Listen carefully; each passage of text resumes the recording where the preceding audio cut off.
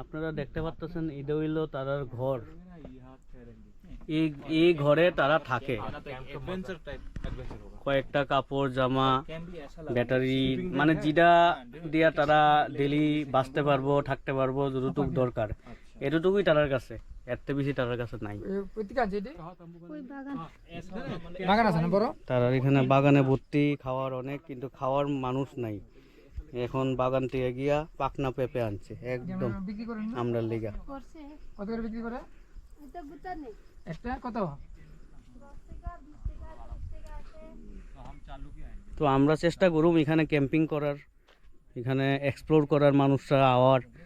তো main purpose of the blog এটাই আমরা, যাতে আমরা ভিতরে ভিতরে ঢুকা মানুষটারা কেমন থাকতেছে, কেমনে চলতেছে, তো কি কি কিভাবে প্রবলেম কি সলিউশন কি, তো ওইটা এক্সপ্লোর না করলে আমরাও জানতে পারতাম না।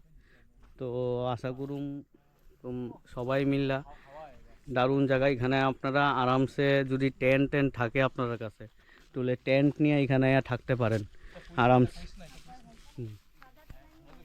আচ্ছা ঠিক আছে।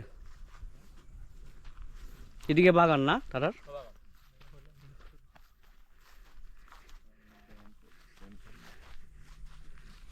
পুরি পাপ্পার অভাব নাই। এদিকে হইলো তারার বাগান।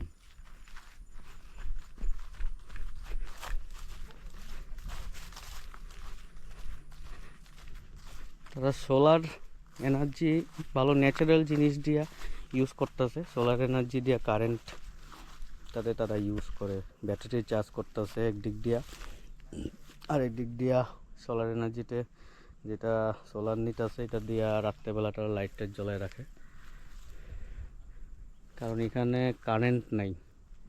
তো তারা সোলারটা দিয়েই তারা চেষ্টা করে কারেন্টের ব্যবস্থা লিগে।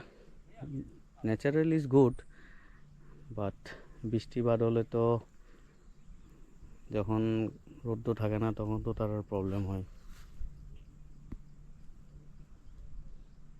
খুব দারুণ জায়গা।